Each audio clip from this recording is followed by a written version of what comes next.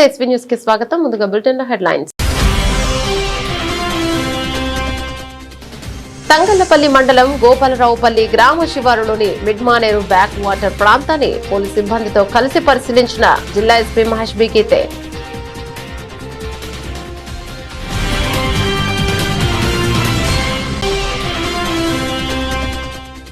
కాంగ్రెస్ ప్రభుత్వం ఇచ్చిన హామీలు సెప్టెంబర్ 17లోగా నెరవేర్చాలని తెలంగాణ ఉద్యమకారుల రౌండ్ టేబుల్ సమావేశంలో డిమాండ్ చేసిన సిరిసిల్ల ఉద్యమకారులు.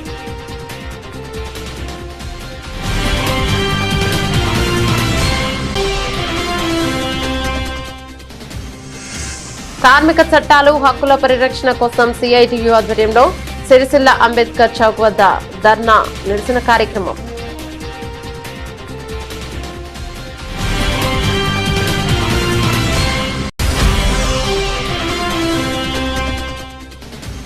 సిరిసిల్ల పద్యకవి జక్కని వెంకట్రాజం రచించిన చిత్సవ్ రూప్ శతకం చెన్న పాఠ్య శతకం పుస్తకాల ఆవిష్కరణ, పలువురు కవులకు సత్కారం.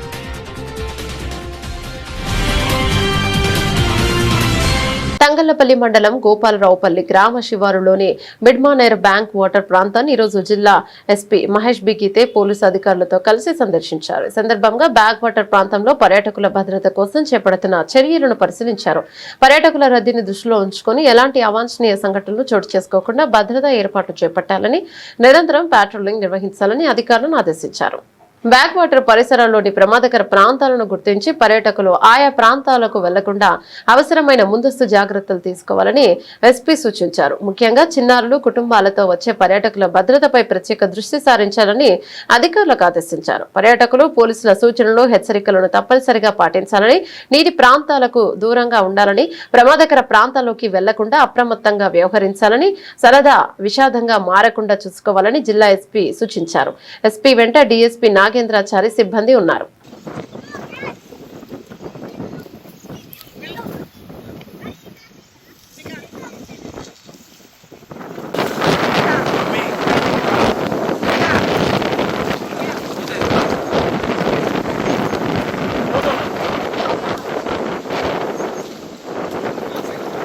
తెలంగాణ ప్రత్యేక రాష్ట్ర సాధన కోసం పోరాటం చేసిన ఉద్యమకారులకు కాంగ్రెస్ ప్రభుత్వం ఎన్నికల మేనిఫెస్టోలో ఇచ్చిన హామీలను నెరవేర్చాలని తెలంగాణ ఉద్యమకారుల ఫోరం నాయకులు వెల్లడించారు. ఈరోజు సిరిసిల్ల పట్టణంలోని గాంధీనగర్ ఏర్పాటు చేసిన రౌండ్ టేబుల్ సమావేశంలో పలువురు తెలంగాణ ఉద్యమకారులు పాల్గొన్నారు. కాంగ్రెస్ ప్రభుత్వం ఉద్యమకారులను గుర్తించి వారికి న్యాయం చేసే విధంగా ఏర్పాటు చేసిన కమిటీలో న్యాయం చేయాలని పలువురు ఉద్యమకారులు పేర్కొన్నారు. రాజకీయాలకు అతీతంగా ఉద్యమ ప్రస్థానంలో పోరాడిన ఉద్యమకారులకు ప్రత్యేక గుర్తింపు ఇవ్వాలని సూచించారు. 250 గజాల స్థలంతో పాటు 25,000 పెన్షన్ సౌకర్యం కల్పించాలని డిమాండ్ చేశారు.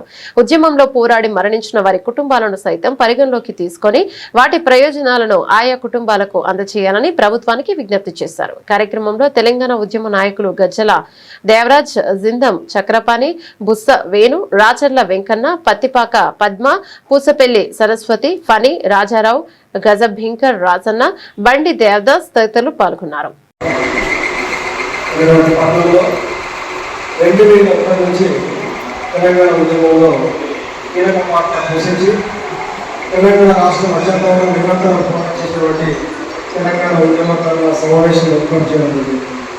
ఈ సమావేశం యొక్క ముఖ్య ఉద్దేశం ఏంటంటే తెలంగాణ రాష్ట్రంలో ఈ యొక్క కాంగ్రెస్ పార్టీ అధికారంలోకి వచ్చిన తర్వాత రేవంత్ రెడ్డి గారి ప్రభుత్వం తెలంగాణ ఉద్యమకారులకు 250 గజాల స్థలము మరియు నెలకు 25,000 పెన్షన్, ఉచిత బస్ పాసు, హెల్త్ కార్డులు ఇస్తామని చెప్పి ఎలక్షన్లలో అప్పుడు మేనిఫెస్టోలో పెట్టడం జరిగింది.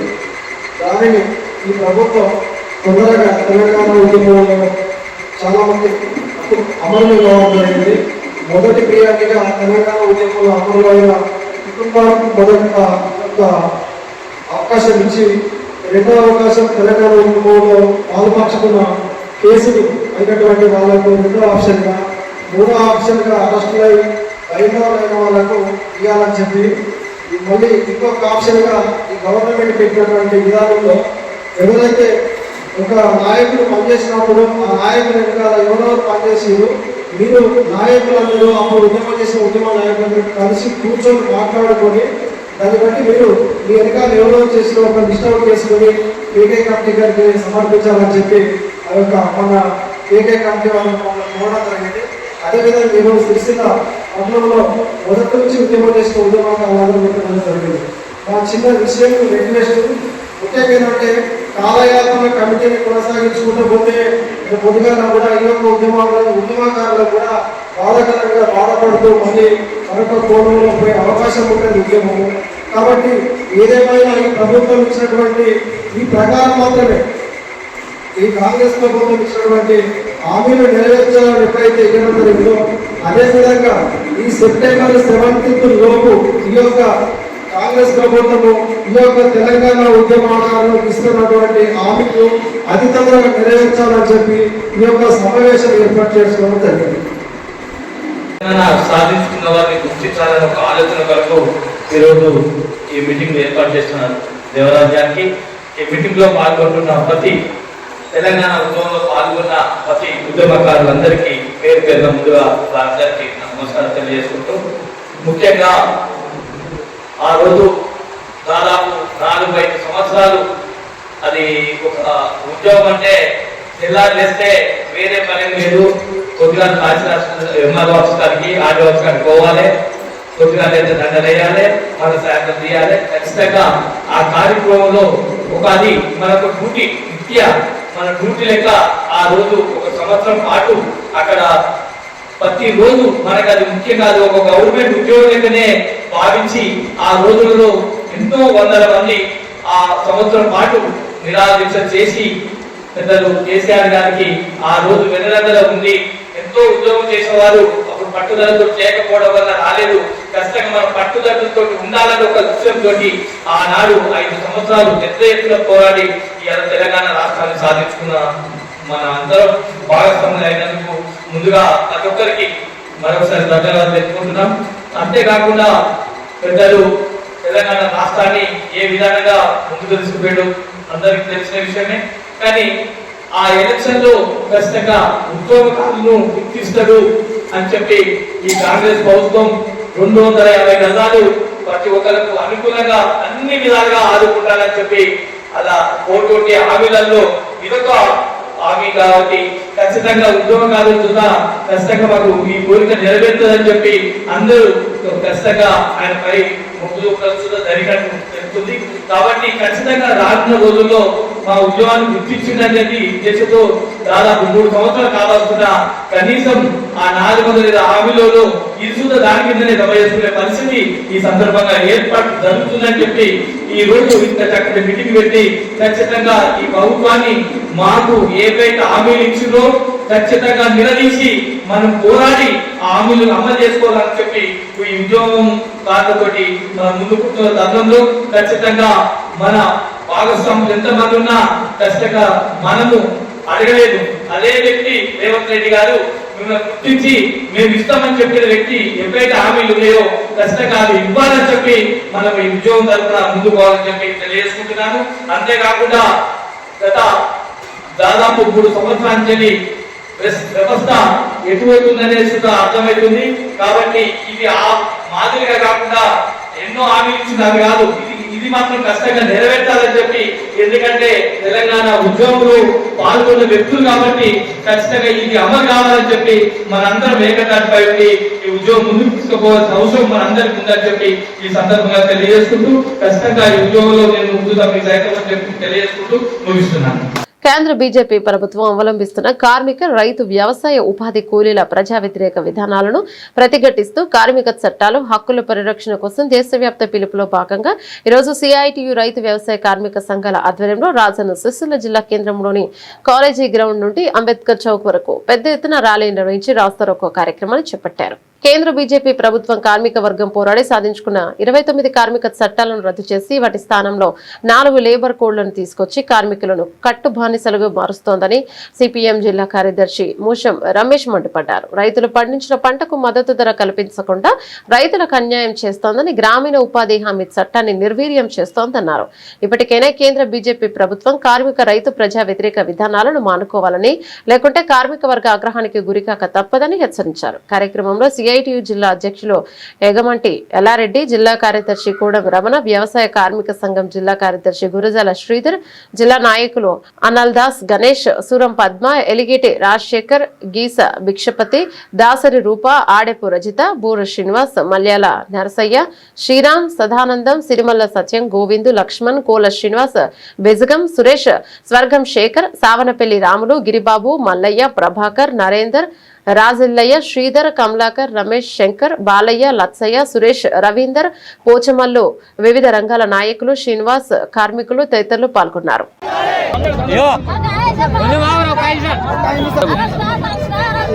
కేంద్ర బీజేపీ ప్రభుత్వం అవలంబిస్తున్నటువంటి కార్మిక రైతు ప్రజా వ్యతిరేక విధానాలను ప్రతిఘటిస్తూ మరి కార్మిక హక్కుల చట్టాల పరిరక్షణ గురించి ఈరోజు కార్మిక వర్గం దేశవ్యాప్తంగా కూడా మరి జైల్ బారో కార్యక్రమానికి పిలుపునివ్వడం జరిగింది. మరి అందులో భాగంగా ఈరోజు రాజన్న సిరిసిల్ల జిల్లాలోని అన్ని రంగాల కార్మికులు, రైతులు, వ్యవసాయ కార్మికులతో పెద్ద ఎత్తున ర్యాలీ మహాధర్నా కార్యక్రమాన్ని చేపట్టడం జరుగుతూ ఉంది. మరి కేంద్రంలో మూడవసారి అధికారంలోకి వచ్చినటువంటి కేంద్ర బీజేపీ ప్రభుత్వం, మోడీ సర్కారు మరి కార్మిక హక్కులను కాలరాసే విధంగా కార్మిక వర్గం పోరాడి సాధించుకున్నటువంటి 29 కార్మిక చట్టాలను రద్దు చేసి వాటి స్థానంలో 4 లేబర్ కోడ్లను తీసుకురావడం జరిగింది. అదేవిధంగా మరి రైతులకు సంబంధించి కనీస మద్దతు ధర అడిగినప్పటికీ మద్దతు ధర కల్పించకుండా రైతుల పట్ల నిర్లక్ష్యంగా వేరుస్తుంది. మరి వ్యవసాయ కూలీలు, ఉపాధి కూలీలకు సంబంధించి గ్రామీణ జాతీయ ఉపాధి హామీ చట్టాన్ని మరి పేరు మార్చి విబిజీ రామ్జీ పేరుతో ఆ చట్టాన్ని నిర్వీర్యం చేసే విధంగా మరి కేంద్ర బీజేపీ ప్రభుత్వము కార్మిక రైతు ప్రజా వ్యతిరేక విధానాన్ని అవలంబిస్తూ ఉంది. మరి కార్మిక వర్గానికి ఒకవైపు సుప్రీంకోర్టు కార్మికుడి కుటుంబం బతకాలంటే 26,000 కనీస వేతనం ఇవ్వాలని చెప్పి సుప్రీంకోర్టు తీర్పు ఇచ్చింది. అదేమో చట్టం చేయకుండా మరి కార్మికులు ప్రాణత్యాగాలు సైతం చేసి సాధించుకున్న కార్మిక చట్టాలని సంఘం పెట్టుకునే హక్కు కావచ్చు, సమ్మె చేసే హక్కు కావచ్చు, మరి 10 గంటలు కనీస వేతనం అడిగే హక్కు, ఇలాంటి హక్కులు లేకుండా కార్పొరేట్లకు, పెట్టుబడిదారులకు, ప్రభుత్వాలకు ప్రయోజనం చేకూరే విధంగా కేంద్ర బీజేపీ నరేంద్ర మోడీ సర్కార్ వ్యవహరిస్తూ ఉంది. ఈ సందర్భంగా డిమాండ్ చేస్తూ ఉన్నాము. మరి కార్మికుల మీద దేశానికి ఆదాయం సృష్టించేదే కార్మికుల శ్రమతోని మరి అటువంటి కార్మికుల పైన ఎందుకు ఇంత నిర్బంధాన్ని ప్రజలు ప్రయోగిస్తున్నారని మేము అడుగుతా ఉన్నాం. నిజంగా కార్మికులకు మేలు చేసే ప్రభుత్వం అయితే కార్మికులందరికీ కనీస వేతనం 26,000 రూపాయలు అందించాలి, ఉద్యోగ భద్రత కల్పించాలి తప్ప ఈ కార్మిక చట్టాలను యథావిధిగా కొనసాగించాలని చెప్పి డిమాండ్ చేస్తా ఉన్నాం. ఈ రోజు దేశవ్యాప్తంగా కార్మిక వర్గం మన ఆగ్రహంతో రోడ్లెక్కి జైల్ బారో కార్యక్రమం చేపట్టడం జరుగుతూ ఉంది. ఇప్పటికైనా కేంద్ర బీజేపీ ప్రభుత్వం నరేంద్ర మోడీ సర్కారు ఈ విధానాలను మానుకోవాలి, లేకపోతే మాత్రం రాబోయే రోజుల్లో ఇంకా కార్మిక వర్గం పూర్తి ఆగ్రహానికి గురిగాక తప్పదని చెప్పి మేము హెచ్చరిస్తా ఉన్నాం. దేశవ్యాప్తంగా ఈరోజు దేశవ్యాప్తంగా కేంద్రంలో ఉన్నటువంటి బీజేపీ ప్రభుత్వం అనుసరిస్తున్న విధానాలకు వ్యతిరేకంగా మరి పెద్ద ఎత్తున పోరాటం చేయడం జరుగుతూ ఉంది. ముఖ్యంగా కార్మిక వర్గానికి సంబంధించి సుప్రీంకోర్టు అమలు చేయమన్నటువంటి 26,000 వేతనాన్ని అమలు చేయాలని, అట్లాగే రైతులకు పండించిన పంటకు గిట్టుబాటు ధర ఇవ్వాలని, ఉపాధి హామీ చట్టాన్ని యథావిధిగా కొనసాగించాలని డిమాండ్ చేస్తూ ఈరోజు పెద్ద ఎత్తున జైల్ బారో కార్యక్రమం 3 సంఘాల ఆధ్వర్యంలో నిర్వహించడం జరుగుతూ ఉంది. మరి ఈరోజు చూసినట్టయితే కేంద్రంలో ఉన్న నరేంద్ర మోడీ ప్రభుత్వం మరి బడా పెట్టుబడిదారులకు అనుకూలంగా దేశ సంపదను మొత్తం దోషి కార్మిక వర్గాన్ని, రైతులను, అట్లా ఉపాధి కూలీలను వాళ్ళ సంపద దోషి బడా కార్పొరేట్లకు అప్పచెప్పే విధంగా పాలన కొనసాగుతూ ఉంది.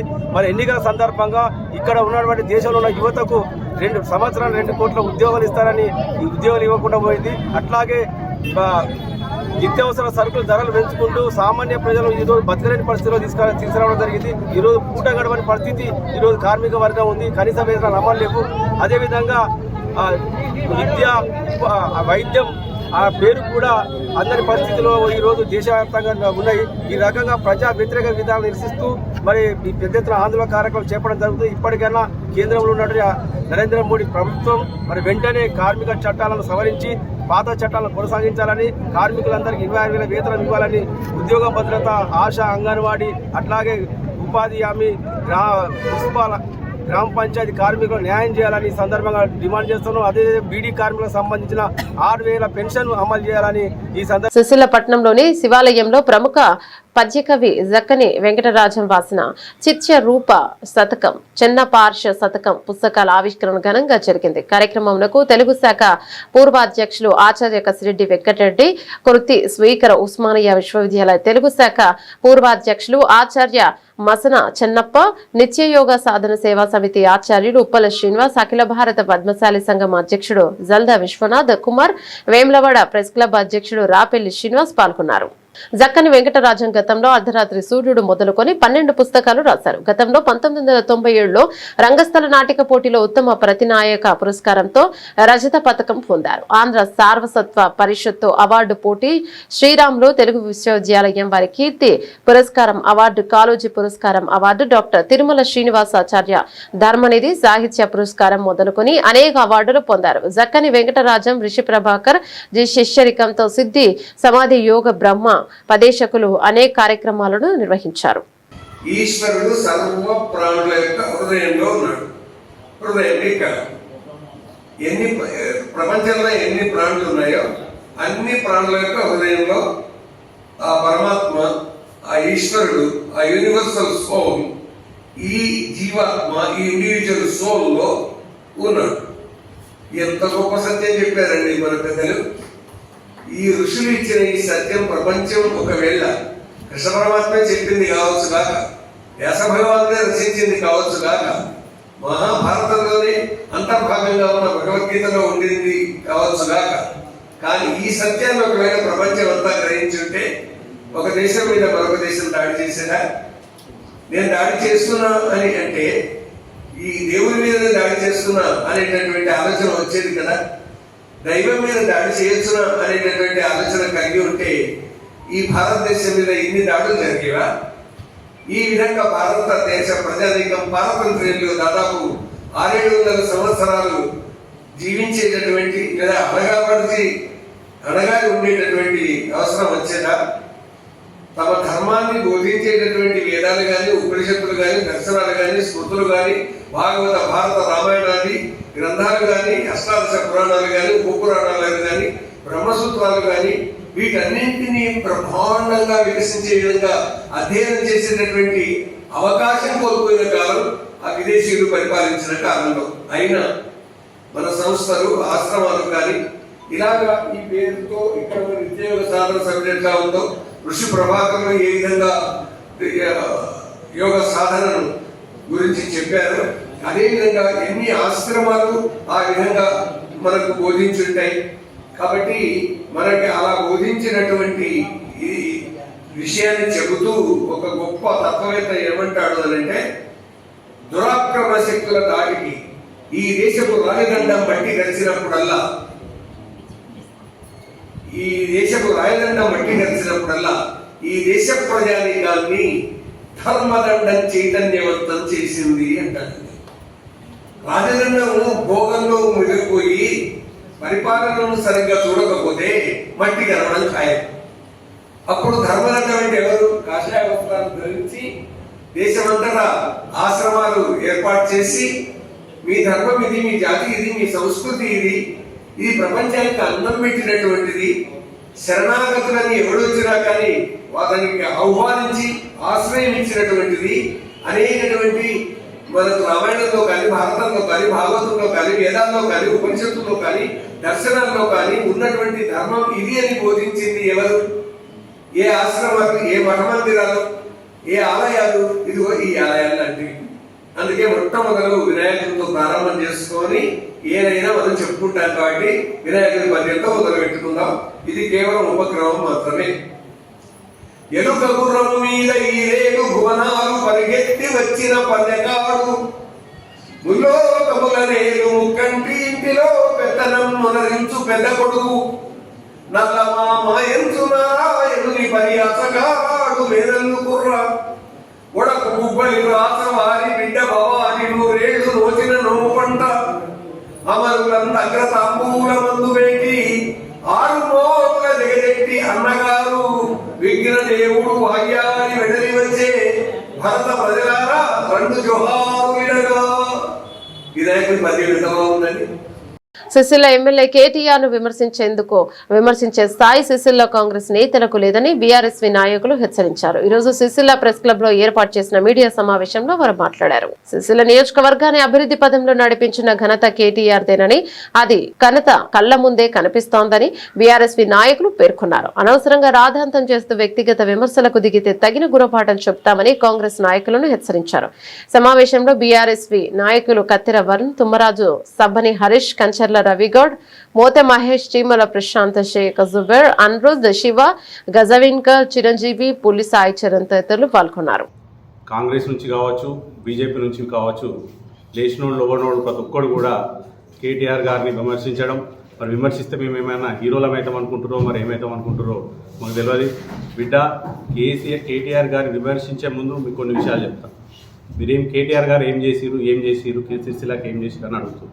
ఇవాళ సిరిసిల్ల ప్రాంత ప్రజలకు కేటీఆర్ గారు తన ఎమ్మెల్యేగా మంత్రిగా ఉన్నప్పుడు చేయాల్సిన దానికంటే ఎక్కువ చేసిరు కాబట్టే 5 సార్లు ఎమ్మెల్యేగా గెలిపించారు, మళ్ళీ కూడా గెలిపిస్తారు. కానీ ఈ మధ్య మీకు ఒకటి ప్యాషన్ అయిపోయింది. ఏది? కేటీఆర్ గారిని విమర్శించాలి, లేకపోతే క్యాంప్ ఆఫీస్ ముట్టడి చేయాలి, ఇది ఒక పిలుపునిచ్చాడు.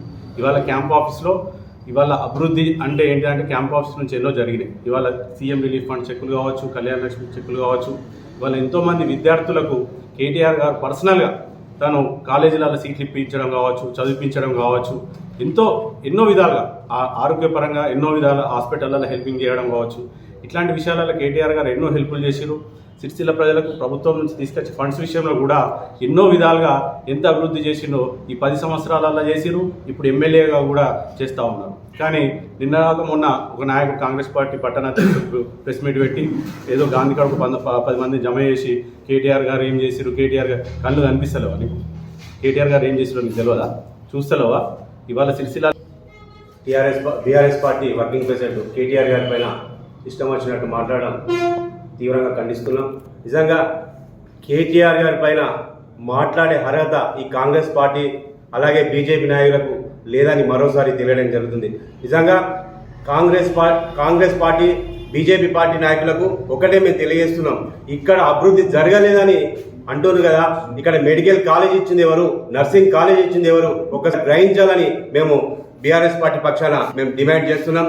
మీరు ఖచ్చితంగా బీఆర్ఎస్ పార్టీ పైన ఏదో చేయాలి, ఏదో బురద జల్లాలని చూస్తే ఇక్కడి ప్రజలు ఊరుకోరని మరోసారి తెలియడం జరుగుతుంది. ఖచ్చితంగా కేటీఆర్ గారి పైన మీరు ఎలాంటి వ్యాఖ్యలు చేసినా బీఆర్ఎస్ పార్టీ సైనికులుగా ఊరుకునే ప్రసక్తి లేదని మరోసారి తెలియడం జరుగుతుంది. మీరు బీఆర్ఎస్ పార్టీ పక్షాన మేము ఖచ్చితంగా మేము దేనికైనా అడ్డుకునే సిద్ధంగా ఉన్నాం.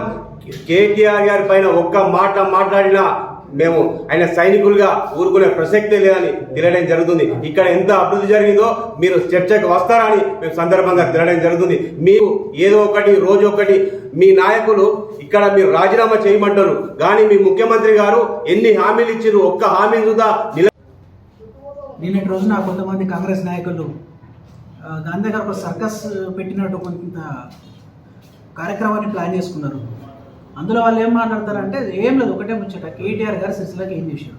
నేను ఒకటే చెప్పదలుచుకున్నాను, మీకు అందరికైతే 2 వీలర్లు ఉన్నాయి, అడికి పోతే కొత్త చెరువు కనబడుతుంది, పోలీస్ స్టేషన్ దాటితే బతుకమ్మఘాట్ కనబడుతుంది, బ్రిడ్జ్ దగ్గర పోతే కొండలక్ష్మణ బాబుజీ జంక్షన్ కనబడుతుంది, అడిదిక్కు పోతే కలెక్టరేట్ కనబడుతుంది, రౌడి చౌరస్తా కనబడుతుంది. ఇవన్నీ కేటీఆర్ గారు చేసిన డెవలప్మెంట్ కాదా? సిరిసిల్ల నియోజకవర్గం 2009 కంటే ముందు, 2009 కంటే తర్వాత ఏ రకం ఉందో సిరిసిల్ల ప్రజానికని తెలుసు. మీరు ఎన్ని మాటలు మాట్లాడినా కూడా సిరిసిల్ల ప్రజలు చాలా విఘ్నులు. మీరేదో మసిపూసి మారేడుకాయ చేద్దాం అని చెప్పేసి మీరేదో కార్యక్రమాలు తీసుకుంటే, కేటీఆర్ గురించి మాట్లాడితే మేమేదో గొప్ప నాయకులం అవుతాం అని మీరు అపోహలకు కోల్పడితే మాత్రం ఆకాశం మీద ఉమ్మేస్తే మీ ముఖం మీద పడుతుంది. ఇంకొకటి, నిన్నటి రోజున మాట్లాడుతూ పద్మశాలకు కేటీఆర్ గారు ఏం చేసిరు అని చెప్పి మాట్లాడారు. 350 కోట్ల రూపాయల బకాయిలు పెట్టి పేరు, అది మా కాంగ్రెస్ గవర్నమెంట్ వచ్చినాక మరి రేవంత్ రెడ్డి ఇంట్లోకే గల్లలో దాచుకున్న పైసలు తీసుకొచ్చి మేము ఇచ్చినామని చెప్పి మాట్లాడుతున్నాం. నేను ఒకటే చెప్పదలుచుకున్నాను, 350 కోట్ల రూపాయలు ఏదైతే డ్యూ ఉందో అందులో 150 కోట్ల రూపాయలు మాత్రమే ఇప్పటి వరకు రిలీజ్ చేశారు. ఇంకా 200 కోట్ల రూపాయల బకాయిలు అట్లే ఉన్నాయి. మీరేదో ఆ 150 కోట్ల రూపాయలు కూడా రిలీజ్ చేయడానికి సిరిసిల్లలో ఉన్న పద్మశాలి సామాజిక వర్గానికి చెందిన సీట్లందరినీ మీరు కాంగ్రెస్కి వాటికి సపోర్ట్ చేయాలి, పార్టీలో జాయిన్ కావాలి, మున్సిపల్ ఎలక్షన్లో మాకు సపోర్ట్ చేయాలని చెప్పి వాళ్ళకి తీవ్రమైన బ్లాక్ మెయిలింగ్ ధోరణికి దిగజారి మరీ రాజకీయాలు చేసేటువంటి నీచ సంస్కృతి మీది. ఈ 10 సంవత్సరాల కాలంలో బీఆర్ఎస్ పార్టీ అధికారంలో ఉన్నప్పుడు ఏ పార్టీ అని చూడకుండా రైతు బంధు కావచ్చు, రైతు బీమా కావచ్చు, నేతన్న బీమా కావచ్చు, ఆసరా పెన్షన్లు కావచ్చు, కాంగ్రెస్ పార్టీకి, బీఆర్ఎస్ పార్టీకి, బీజేపీ పార్టీకి అని చెప్పి మేము ఎన్నడూ విభజించి పాలించలే. మీ లెక్క మా కాంగ్రెస్ పార్టీ నాయకులు అయితేనే మేము రేషన్ షాపులు ఇస్తాం, కాంగ్రెస్ పార్టీ నాయకులు అయితేనే ఇందిరా మిల్లు ఇస్తాం, కాంగ్రెస్ పార్టీ నాయకులకే పెన్షన్లు ఇస్తాం అన్నటువంటి నీచ రాజకీయాలు ఎన్నడూ చేయలే. మేము కాంగ్రెస్ పార్టీ నాయకులకు ఒకటే చెప్తా ఉన్నాం. కేటీఆర్ గారు సిరిసిల్లాకి ఏం చేసిరో సిరిసిల్ల ప్రజానికి అందరికీ తెలుసు.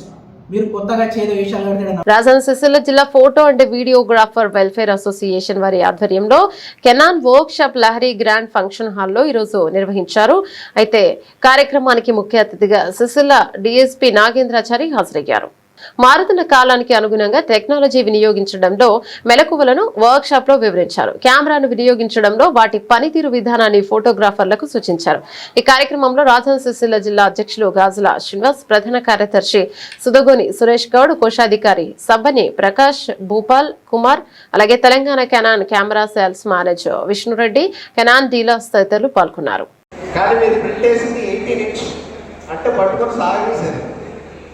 ఓకే, క్వాలిటీ లేదు. మీ దగ్గర 18 ఇంచెస్ ఇమేజ్ ఉంది, దాన్ని తీసుకొచ్చి 6 ఇంచెస్ వేసే క్వాలిటీ పెరుగుతుందా తగ్గుతుందా? పెరుగుతుంది. బికాస్ మీ దగ్గర ఉన్న ఇమేజ్ సైజ్ ఎక్కువ, ప్రింట్ చేసిన సైజ్ చిన్న సైజ్. దాన్నే మనం ఓవర్ శాంపిల్ మెథడ్ అంటాం. జనరల్గా 4K అంటే ఇందాక మాట్లాడుకున్నాం, నాకు ఎవరైనా ఒక 20,000 ఇవ్వాలంటే 20K అంటాం. 4K అంటే 4000 పిక్సెల్స్. ఫుల్ హెచ్డి అంటే 1920 పిక్సెల్స్. Okay, 4000 pixels.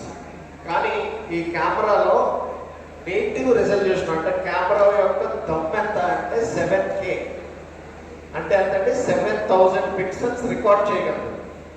కానీ మీకు ఎంత అవసరం 4Kకి? 4000. మిగతా 3000 పిక్సెల్స్ ఏమవుతాయి?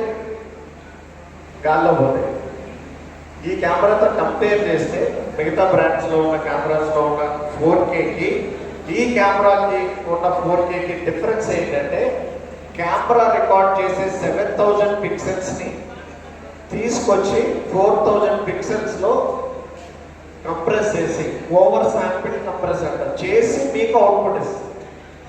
ఫోటోగ్రాఫర్స్ అసోసియేషన్ వాళ్ళు ఈ యొక్క తమను తాము ఆధునీకరించుకునే క్రమంలో, తమను తాము అప్గ్రేడ్ చేసుకునే క్రమంలో ఒక వర్క్షాప్ పెట్టడం, దానికి కెనాన్ వాళ్ళు మీకు మిమ్మల్ని అప్డేట్ చేయడానికి రావడం సంతోషంగా ఉంది. దీనికి చాలామంది ఇంట్రెస్ట్ వచ్చేది. ఎందుకంటే ఫోటోగ్రఫీ అనేది హ్యాబీ, అది వృత్తి కాదు, హాబీ. హాబీ తర్వాత నెక్స్ట్ వృత్తి అవుతుంది, అంతేనా కదా? ఇంట్రెస్ట్ ఉంది కళ మీద, ఎవరికైతే ఇంట్రెస్ట్ ఉందో వాళ్ళు ఇది ఫీల్డ్కి వస్తారు. అందరికీ రాదు. సో మీ అందరికీ కళల మీద అభిమానం ఉంది. మీ పట్ల కూడా ఈ సమాజానికి అభిమానం ఉంటుంది. ఎందుకంటే మీరే ఎంత దరిద్రంగా ఉన్నా మంచిగా చూపించేది మీరే. ఎందుకంటే నాకు చిన్నప్పుడు ఒక ఎక్స్పీరియన్స్ ఉంది. 10th క్లాసు ఎగ్జామ్ అప్లై చేయాలంటే మా ఊర్లో కేసముద్రం, మా ఊరు కుమారు అని శారదా ఫోటో స్టూడియో ఉంటుంది. ఆడికి పోతే ఆయన ఫోటో తీసి దాన్ని ల్యాబ్లో మెరుగులద్ది దాన్ని అందంగా తీసి పాస్పోర్ట్ సైజ్ ఫోటో ఇచ్చాడు. ఆ పాస్పోర్ట్ సైజ్ చూసుకుంటే నేనేనా అని నాకు డౌట్ వచ్చింది. ఆ 10th తీసుకున్న పాస్పోర్ట్ సైజ్ ఫోటోను ఆల్మోస్ట్ డిగ్రీ వరకు కూడా దాన్నే వాడినా. ఆ ఫోటో తప్ప నాకు వేరే ఇష్టం లేకపోయేది. ఎందుకంటే నా కలర్ను నేనే ఇష్టపడకపోతే ఇంకో ఎందుకు ఇష్టపడతారా? నల్లగా ఉన్నా నా కలర్ను నేనే ఇష్టపడలేను అనుకో, అవతల వాళ్ళు ఇష్టపడరేమో అనే భయంతో నేను మోసం చేసుకున్నా.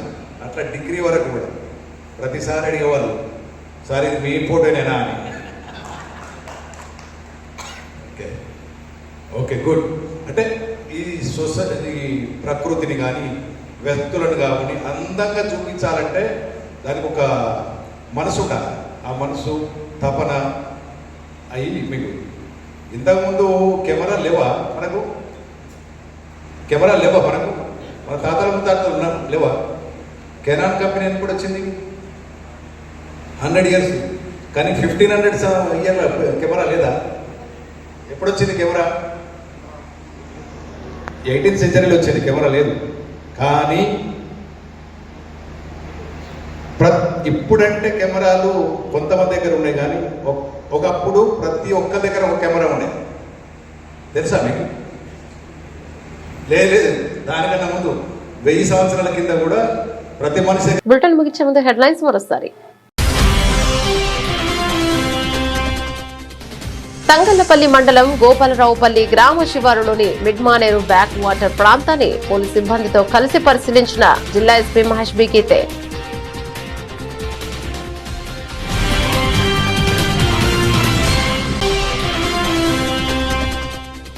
కాంగ్రెస్ ప్రభుత్వం ఇచ్చిన హామీలు సెప్టెంబర్ 17లోగా నెరవేర్చాలని తెలంగాణ ఉద్యమకారుల రౌండ్ టేబుల్ సమావేశంలో డిమాండ్ చేసిన సిరిసిల్ల ఉద్యమకారులు.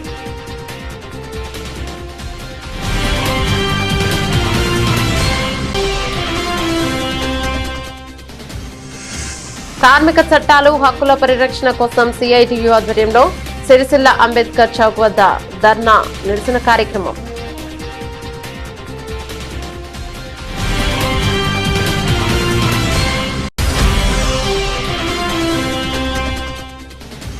సిరిసిల్ల పద్యకవి జక్కని వెంకట్రాజం రచించిన చిత్సవ్ రూప్ శతకం, చెన్న పాఠ్య శతకం పుస్తకాల ఆవిష్కరణ, పలువురు కవులకు సత్కారం.